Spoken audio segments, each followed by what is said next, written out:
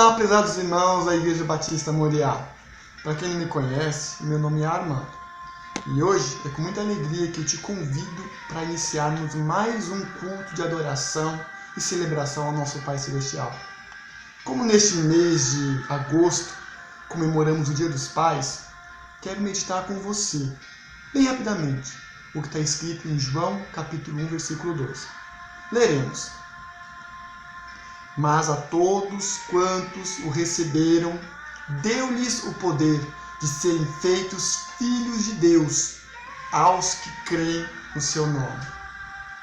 Queridos, este pode ser o segredo mais bem guardado do nosso cristianismo. Simplesmente porque a conversão é mais do que a remoção de pecados. Pois quando nascemos de novo, na pessoa de Cristo, nós fomos colocados na família real de Deus. Por isso que o apóstolo João escreveu a passagem que lemos. Para que nós nos posicionemos como filhos do Altíssimo e, consequentemente, não permitirmos que as circunstâncias distorçam a nossa nova identidade. Então, devemos celebrar a Ele, o nosso Pai, com muita alegria e também com muita gratidão. Shalom.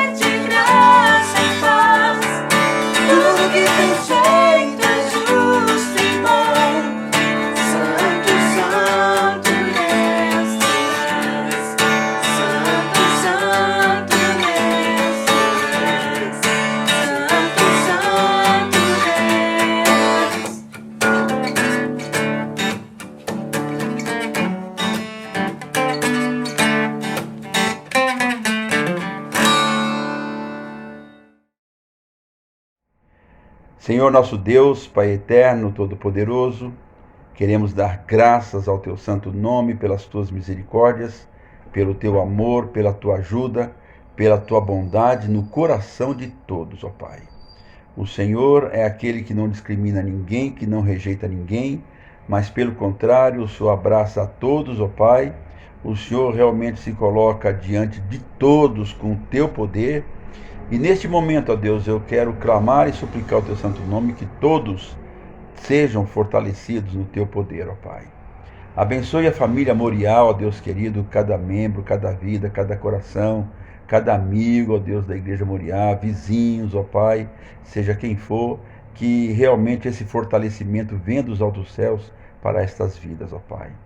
Queremos suplicar, ó Deus, a Ti pelo ministério, ó Pai, da Igreja Batista Moriá, pastor Elias Coutinho, sua esposa Iracema, pastor Edson, a irmã Zilda, ó Pai, o ministério, os demais líderes também, os irmãos da música, ó Pai, os irmãos da diretoria e todos, que todos estejam sob o teu fortalecimento.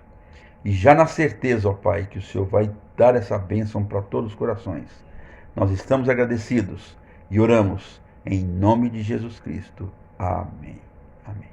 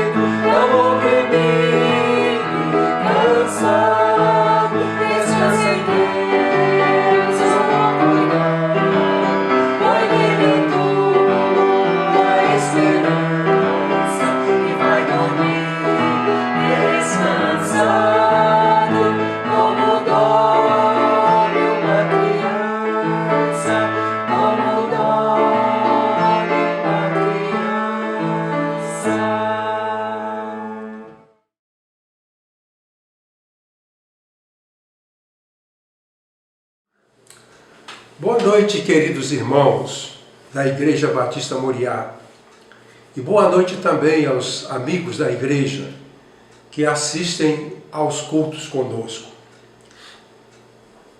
Hoje vamos ler no livro do Gênesis, capítulo 9, versículos de 20 a 25.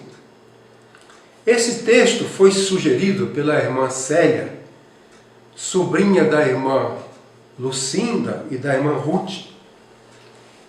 E eu tenho muito prazer, muita satisfação de atender essa sugestão da irmã Célia para falar a respeito do texto que foi mencionado.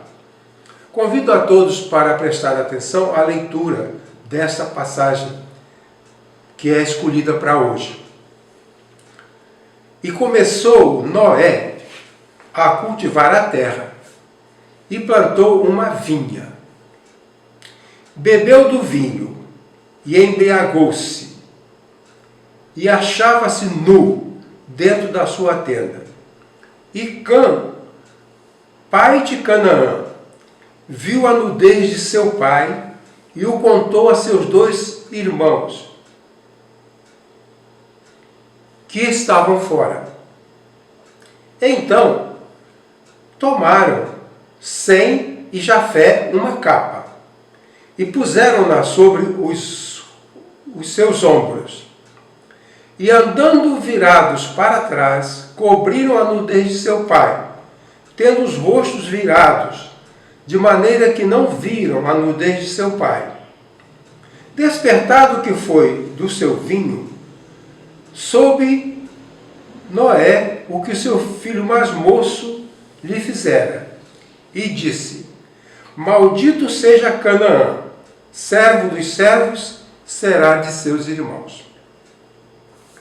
O nosso tema é o controle dos comportamentos destrutivos em uma sociedade.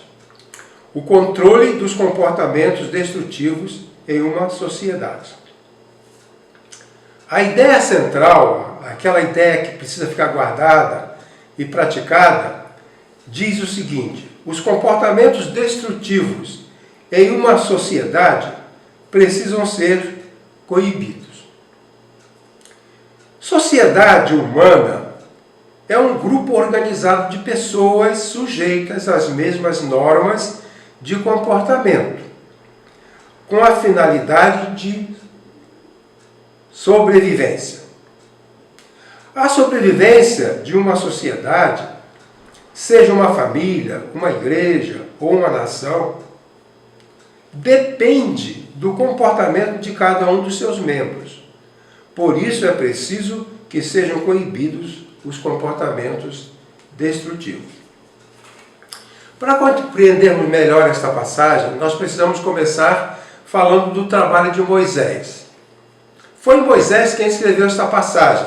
Ela faz parte do primeiro livro da Bíblia, que faz parte do Pentateuco.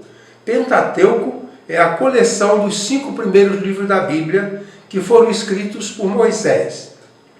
Quando Moisés escreveu esses 5 livros, incluindo essa passagem que nós lemos, ele estava conduzindo o povo pelo deserto para a sua terra que Deus havia prometido. A essa altura, na verdade, o povo ainda não existia. Eram 12 tribos que vão sair do Egito, caminhar pelo deserto, e nesta caminhada Moisés pretende organizar o povo.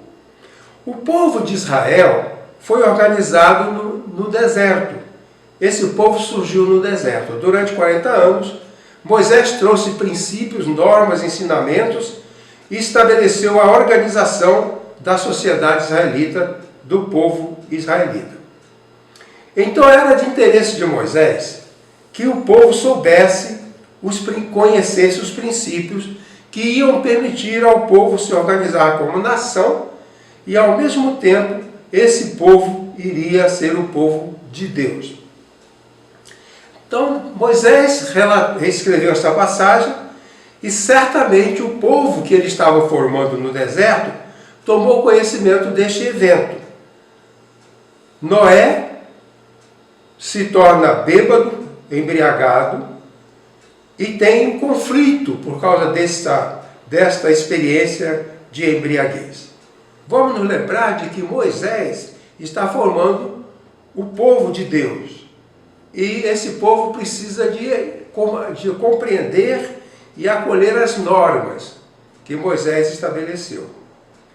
Nesta passagem que nós lemos, há 3 normas de convivência para o povo. A primeira é com relação ao uso de substâncias que alteram a mente. A segunda é em relação ao corpo, em relação à vulgarização do corpo. E em terceiro, a maldade do filho. São 3 normas que Moisés estabelece para o povo e que o povo precisa atender. Então, vamos avaliar a primeira norma de conduta que o povo de Israel precisa ter para ser um povo que vai sobreviver às dificuldades, aos problemas.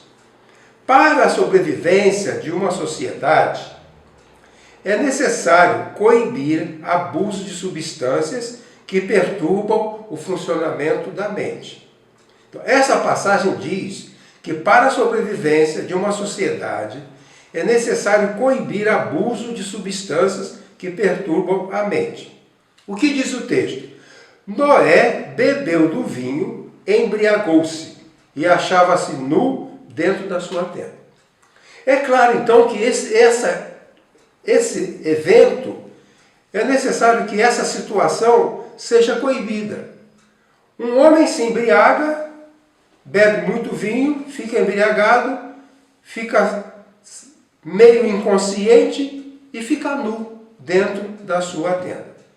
Esse tipo de evento tem que ser, digamos assim, coibido. A embriaguez tem que ser coibida e as consequências da embriaguez têm que ser coibidas. O que é embriaguez? Embriaguez é uma perturbação do comportamento humano por alteração no funcionamento do cérebro, que produz perturbação da consciência, conduta inadequada, perda da autocrítica, agressividade. Isso como consequência da ingestão de bebida alcoólica ou de outra substância entorpecente. Noé estava intoxicado de álcool. E há outras substâncias também, que são substâncias que entorpecem, quer dizer, tiram da pessoa a sua condição normal de um ser humano.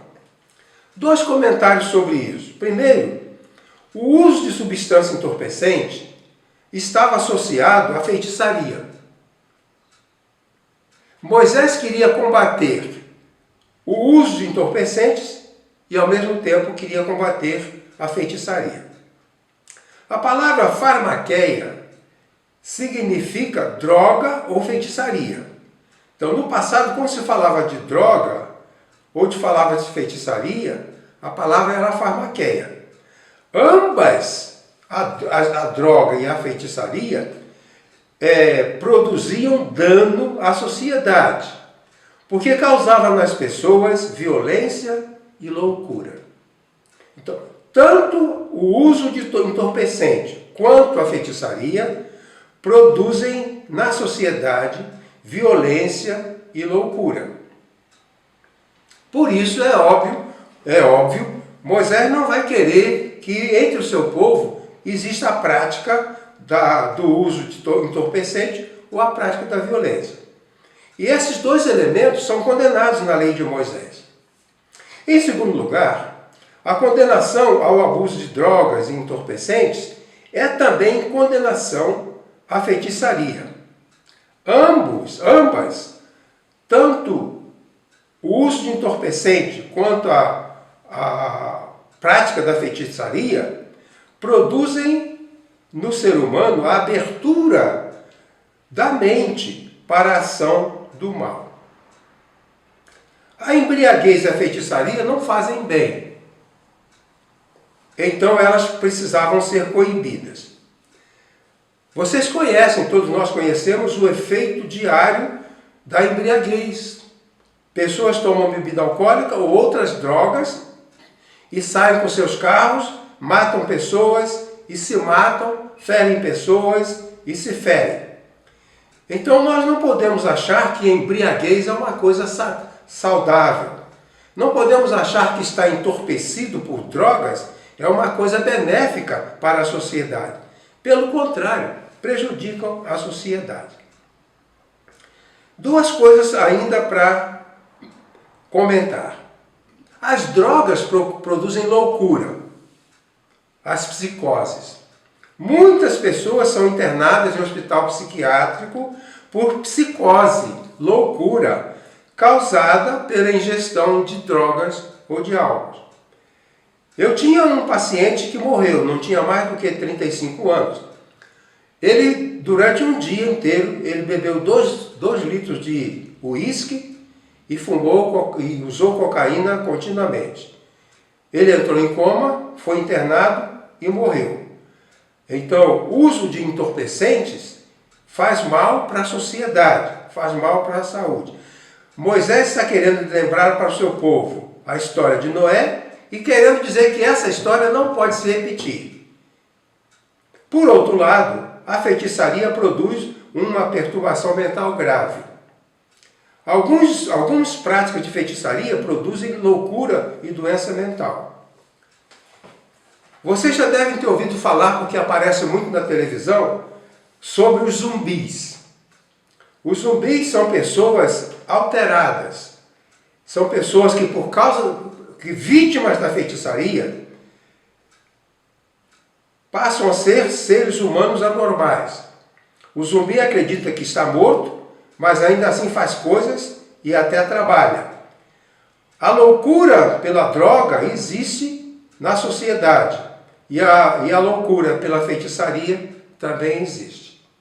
O texto que nós lemos, que estamos comentando, condena tanto a embriaguez quanto a feitiçaria. E isso estava claramente proibido na lei de Moisés.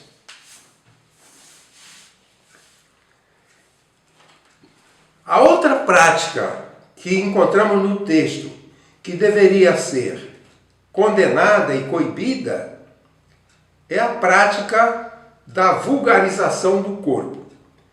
Eu leio: para a sobrevivência de uma sociedade, é necessário coibir vulgarização do corpo. O texto diz: e Cam, pai de Canaã, viu a nudez do seu pai e contou aos seus 2 irmãos que estavam fora. Então, este é o exemplo de vulgarização do corpo. Um homem alcoolizado está na sua tenda nu. O filho vê esse pai nu e vai contar para os seus irmãos. Então, neste momento, o corpo nu de Noé está vulgarizado. E isso é ruim. É preciso que isso seja coibido. 2 comentários.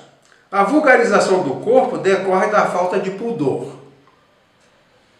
Pudor é um sentimento de mal-estar que impede uma pessoa de falar ou fazer alguma coisa contrária à decência. Quer dizer, o pudor é aquilo que nos impede de praticarmos alguma coisa que não é decente.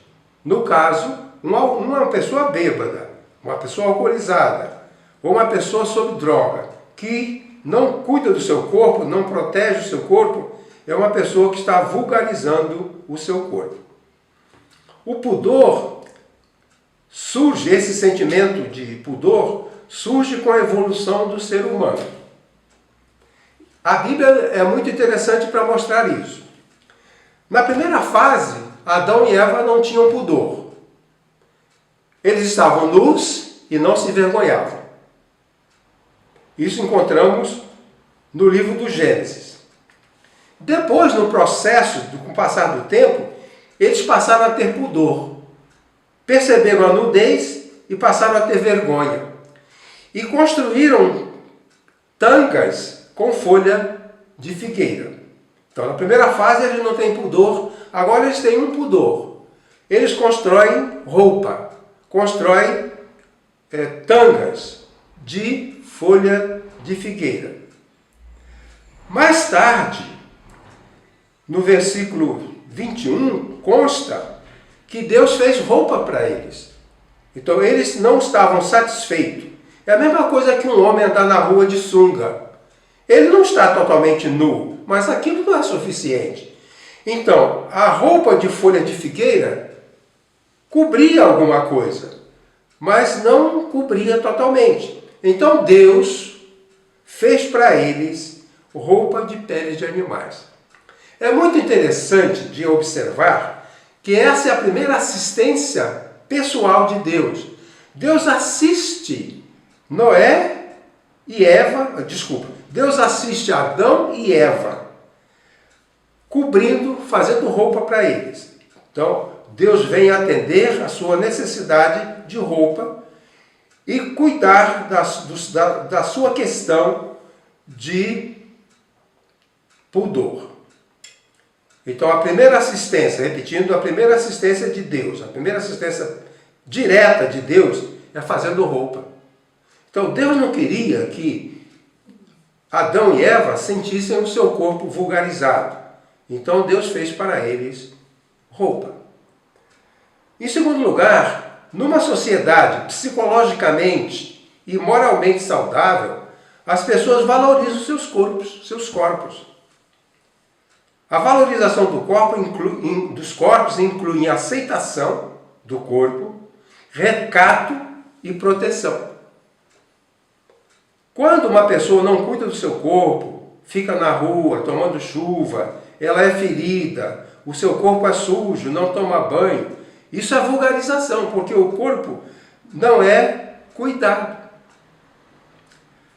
Paulo fala que os crentes transformados interiormente, os crentes que são resgatados do mal, os crentes que são santificados e redimidos, eles têm um corpo que é o vaso onde a pessoa real se abriga. E ele fala que nós somos um tesouro, o ser humano é um tesouro que está contido num vaso, que é o corpo. Esse vaso que contém o nosso corpo é um vaso precioso e ele não pode ser maltratado, não pode ser arranhado, não pode ser quebrado. Da mesma forma que nós cuidamos de um vaso que contém um tesouro, também cuidamos do corpo que contém o ser humano. Você não é o seu corpo, você está contido nesse corpo. Você vai perder esse corpo na morte, mas Deus vai te dar um outro corpo na ressurreição. Um professor meu dizia que a ressurreição é necessária porque o ser humano não é completo sem o corpo. Quando ele morre, o seu corpo se destrói e ele está incompleto. E por isso que ele não vai herdar o céu sem corpo. Ele terá um novo corpo na ressurreição, aí então ele estará completo novamente para desfrutar a vida eterna. Nós não desfrutaremos a vida eterna antes da ressurreição, porque não é possível desfrutar a vida eterna sem corpo. Na ressurreição teremos um corpo e com esse corpo nós vamos desfrutar a vida eterna. O apóstolo Paulo então diz que nós somos um tesouro em vasos de barro. Nos dias de hoje, nós vemos essa vulgarização do corpo. De tempo em tempo, nós vamos ouvir notícia de que uma pessoa foi condenada ou foi acusada por publicar fotos íntimas de alguém. Vejam só, uma pessoa é fotografada na sua intimidade. A intimidade é intimidade. Essa coisa de publicar fotos íntimas é uma vulgarização do corpo. E Deus não concorda com isso. A lei de Deus não concorda que você vulgarize o seu corpo. Então fazer fotos íntimas, publicar essas fotos, é vulgarizar o seu corpo, é desvalorizar o seu corpo. É dizer que o seu corpo pode ser, de certa forma, desprezado. Há pessoas que desprezam o seu corpo, vulgarizam o seu corpo, e de tempo em tempo a gente só ouviu que alguém que não gostava do seu corpo foi fazer uma cirurgia plástica para ter um corpo de acordo com o seu querer e pessoas morreram. Frequentemente tem gente morrendo porque não gostou do seu corpo, quis modificar o seu corpo, submeteu-se a uma cirurgia e essa pessoa teve uma complicação e ela morreu. Deus não quer isso. Então, numa sociedade psicologicamente e moralmente saudável, as pessoas valorizam os seus corpos, aceitam os seus corpos, têm recato e protegem os seus corpos. A terceira e última lição dessa passagem sobre coibir atitudes destrutivas diz o seguinte: Para a sobrevivência de uma sociedade, aqui é família, uma igreja ou uma nação, são uma sociedade. Então, para a sobrevivência de uma sociedade, é necessário coibir a atitude dos filhos que desonram os pais. Nessa passagem nós temos um exemplo de desonra do pai. O texto diz: despertado Noé do seu vinho, soube o que seu filho mais moço lhe fizera e diz: maldito seja Canaã, servo dos servos será de seus irmãos. O comportamento de Cã, ou Cão, diante de Noé, foi um ato de desonra. O filho viu o pai embriagado, nu, e a sua conduta foi de desonra. Qual foi o comportamento de Cã? Cã era o filho mais novo de Noé, ele que viu o pai nu.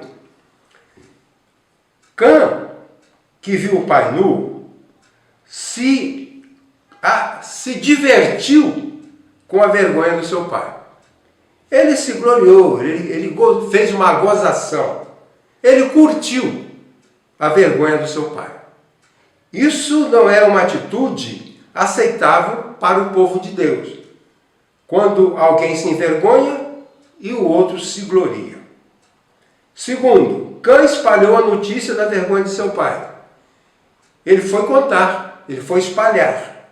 Falou para os irmãos que seu pai estava nu e ele publicou isso. Terceiro, Cã não protegeu o pai na sua vergonha. Toda pessoa que é envolvida num ato vergonhoso precisa de proteção. E o que Cã deveria fazer é proteger o seu pai. É um quadro vergonhoso, ele não fez nada para proteger o seu pai daquela vergonha. Pelo contrário, ele ampliou a vergonha contando para as outras pessoas. Então, Cã, ele poderia, pelo que ele fez, ele não protegeu a vergonha do seu pai. E ele poderia ser acusado de perversão sexual. É uma perversão gostar de ver a vergonha do outro. E nós cristãos, e o povo em modo geral, gostamos de espalhar a situação vergonhosa dos outros. Alguém cometeu um erro, alguém cometeu algo vergonhoso, daqui a pouco todo mundo sabe, porque isso é proclamado. Mas não é assim que deve ser feito. Cã proclamou a vergonha do seu pai. Os outros dois irmãos, Cã e Jafé, protegeram o seu pai, porque eles levaram uma capa, foram de costas para não ver o seu pai nu, por respeito, para honrar o seu pai. Eles foram de costas com uma capa e cobriram o seu pai na sua vergonha. Então, o filho mais novo, Cã, realçou a vergonha do seu pai, proclamou a vergonha do seu pai. E os dois filhos mais velhos, Sem e Jafé, protegeram o seu pai. Isso ensina para nós o seguinte: quando nós tivermos conhecimento de que uma pessoa está numa situação de vergonha, nós precisamos proteger essa pessoa. Antigamente, era comum, lá no Rio de Janeiro, que doentes mentais tiravam a roupa e ficavam andando nuas pela rua. Alguém chamava a polícia. O policial vinha e a primeira coisa que o policial fazia era cobrir essa pessoa com alguma coisa. E se nós vemos em algum lugar uma pessoa nua, a primeira coisa que nós temos que fazer é proteger essa pessoa, porque ela está numa condição de vergonha. Mas Cã não protegeu o seu pai. Quando uma pessoa, num estado de perturbação, tira a sua veste e fica nua, nós não precisamos sair por aí, não devemos sair por aí dizendo: não, fulano está nu, fulano está nu. Não, devemos proteger aquela pessoa e nem falar que um dia aquela pessoa passou por aquela vergonha. É preciso que imaginemos isso. Noé abençoou os dois filhos mais velhos que protegeram a sua desonra, a sua vergonha. E amaldiçoou o filho que não o protegeu na sua vergonha. Isso faz parte do segundo comentário. O comportamento de Cã foi passível de maldição. Então, desonrar o pai, publicando a sua vergonha, é passível de maldição. Não é uma coisa que não tem consequências. Isso teve consequências. Então, como já falei ainda há pouco, o comportamento de Cã, que propagou a vergonha do seu pai, foi passível de maldição. A maldição não foi sobre Cã, mas sobre o seu filho mais novo, neto de Noé. Eu imagino que a maldição ao filho é mais dura do que a maldição ao pai. Eu acho que seria menos duro que Cã fosse amaldiçoado e não seu filho caçula. Mas a maldição veio sobre o filho caçula, Canaã. Esse Canaã, ele foi o pai dos cananeus, que foi um povo que descendia de Cã, via o filho Canaã, e que foram amaldiçoados. A maldição se concretizou no decorrer da história. Os descendentes de Cã, os cananeus, foram amaldiçoados para serem escravos. A escravidão já existia, porque o povo antes de Noé já era violento. E a violência é uma das formas de escravidão. Então a escravidão já existia.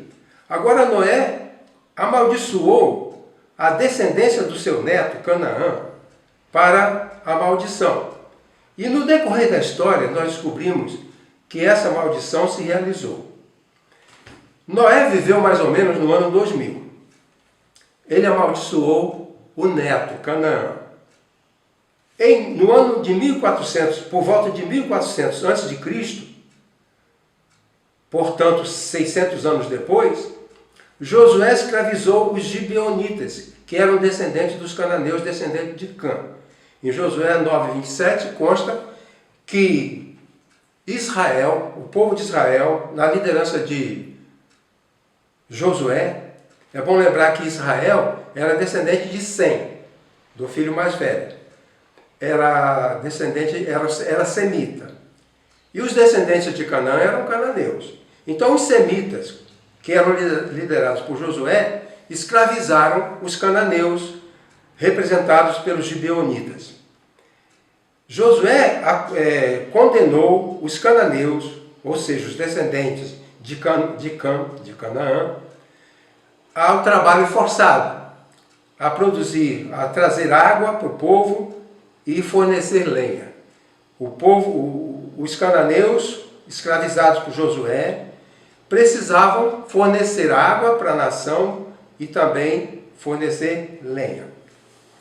No ano 950 a.C., Salomão escravizou os cananeus e os destinou a trabalhos forçados na construção e também no fornecimento de água e de lenha. Então vamos concluir a nossa palavra dizendo o seguinte: o relato de Moisés sobre a embriaguez de Noé e consequência dessa embriaguez mostra que é importante para qualquer grupo social, família, igreja ou nação, coibir comportamentos destrutivos, como o uso de substância entorpecente, vulgarização do corpo e desonra ao pai. Vou repetir.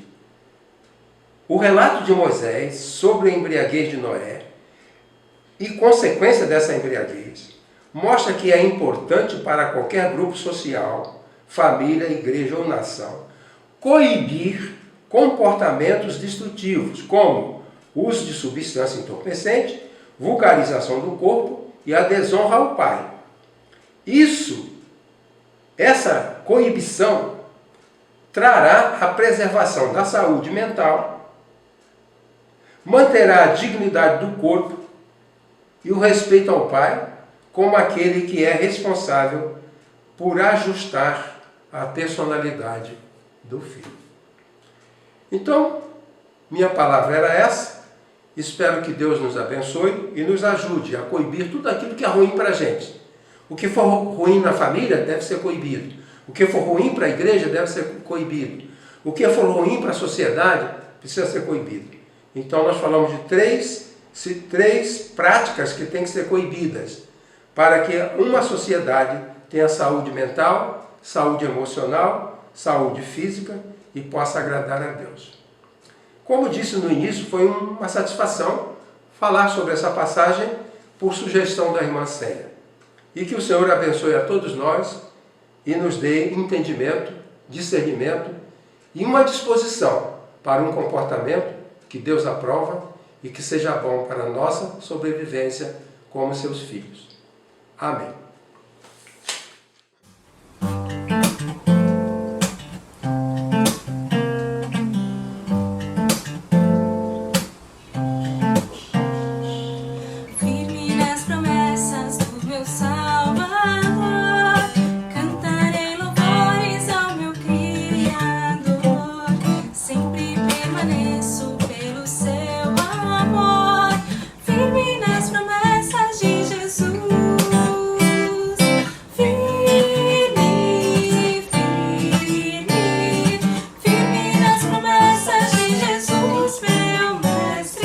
Firme